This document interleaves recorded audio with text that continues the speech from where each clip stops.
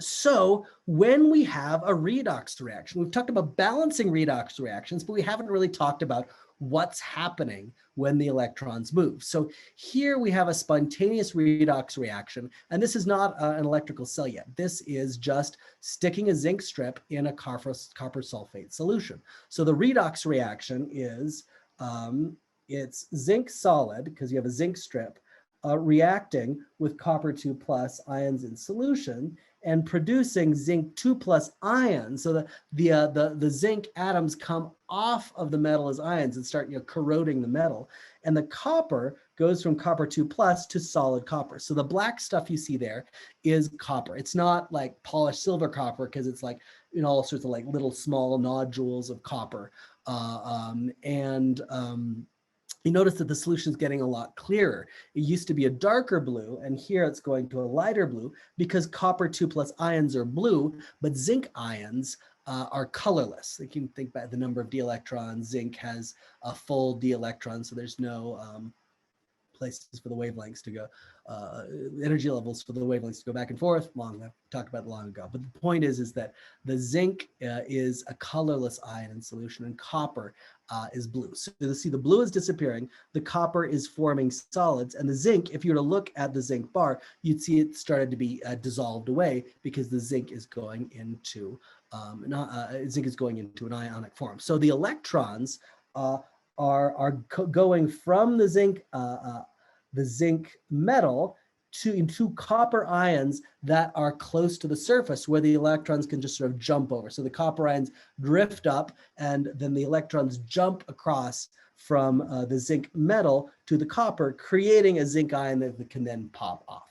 The mechanism is slightly more complicated than that, but that's essentially what's going on. You have certain weird geometric intermediates you need to form, but the electrons are jumping directly from the zinc to the copper. Okay, so that's a spontaneous redox reaction.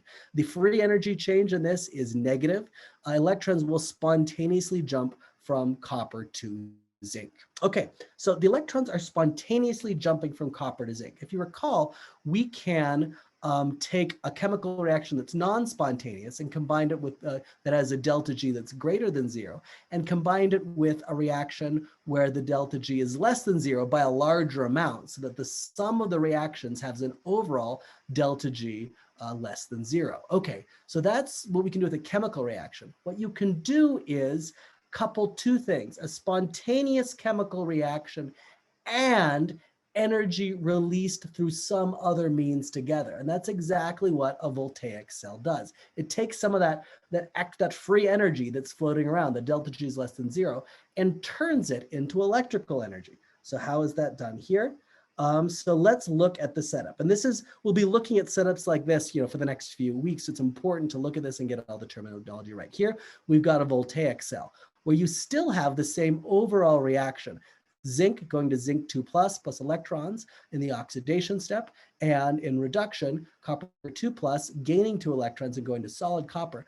But the key is they're not happening in the same reaction vessel. So oxidation reduction half reactions are kept in separate half cells. The electrons flow through a wire along with an ion flow. You have to constitute an electrical circuit. So what happens here is the electrons, because zinc can conduct electrons, so the electrons they can't go to the copper directly. What they have to do is go through this wire. And when the electrons are flowing through that wire, flowing downhill from a higher potential energy in the zinc to a lower potential energy in the copper, that descent in electrical energy can be used to power a light, an electric car. Not with this battery, there's not enough energy, but anything you want to. You can use that spontaneous, that free energy being generated to power something. Then the electrons go over to the copper, and at the copper cathode, there they jump from the zinc 2 plus to the copper. So those are the two separate half cells. It requires a conductive solid electrode to allow the transfer of electrons. That's why it goes through the zinc. Zinc conducts electricity. It goes through a conductive wire, usually like a copper wire, and that's hooked to the cathode. You have to have a, in the previous slide, we actually had the copper and the zinc bumping into each other so the electrons could jump there. Here they're kept separate. So the only way for the electrons to go downhill is through this electrically conductive path. Great. So that's the solid electrode to allow the transfer of electrons. The oxidation reduction, rather than occurring right next to each other, are occurring in a separated way. So you can take advantage of those electrons tumbling downhill. It's not gravitationally, but in potential energy.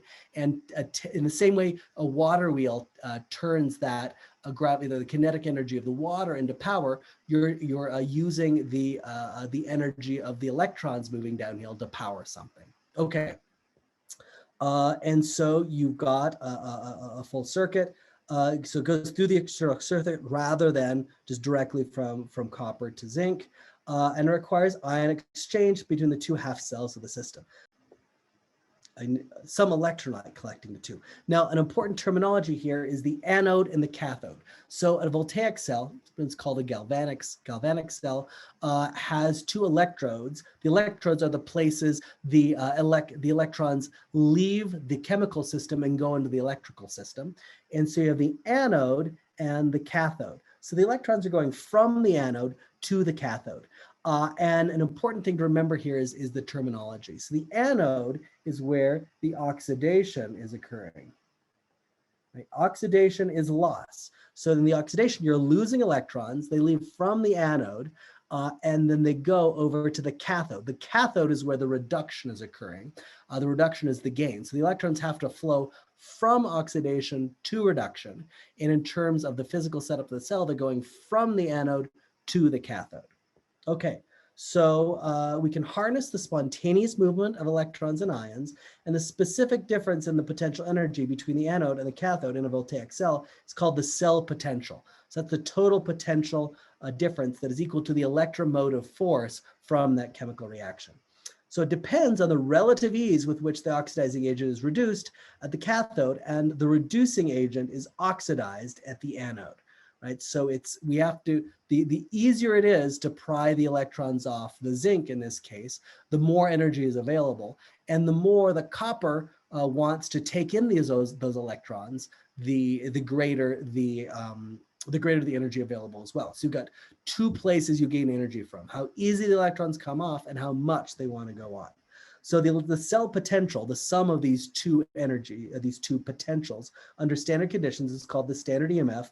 We write that as E standard, degree sign cell for the total cell. And these do depend on concentrations, you can imagine, thinking about equilibrium constants. And so the standard EMF is defined at 25 degrees C, 1 atmosphere for gases, 1 molar concentration of each ion in solution. Again, it's the sum of the cell potentials for each half reactions. They add up together.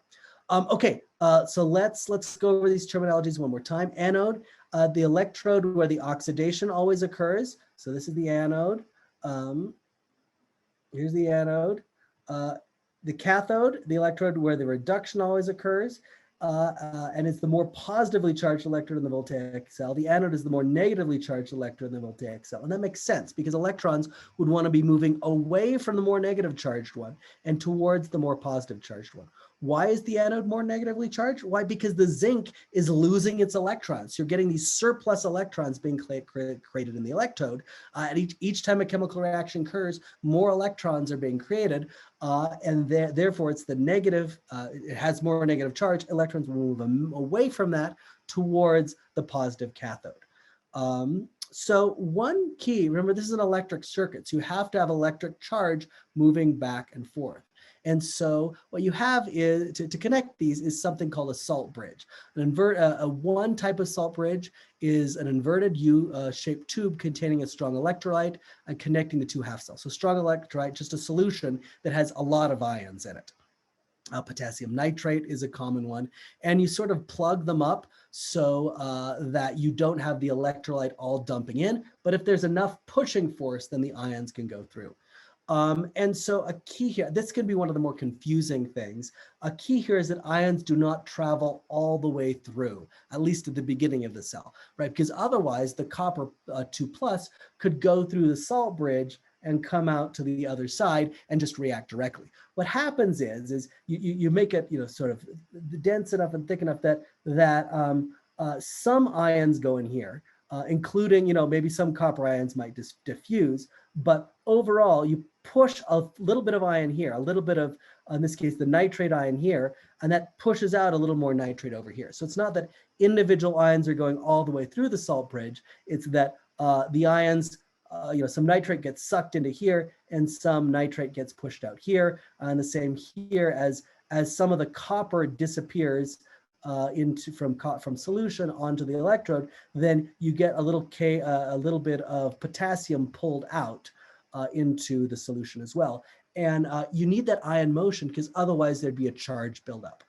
If all the electrons are leaving the oxidation cell, that would mean it would get positively charged, and eventually you get the electron potential being canceled out. So you need nitrate to flow in this side, and again, potassium to flow in this side to replace the fact that copper 2+ is being depleted in order to have a net flow of electrons. So as electrons flow one way, ions have to flow as well to get a net positive balance. Because electrons are flowing away from the anode, you have to have anions flowing towards the anode and cations flowing towards the cathode, right? Because if the negative charge is going this direction, that's balanced by positive flow going in the same direction and negative flow going along the circuit as well. So I think that can be one of the more confusing things to do.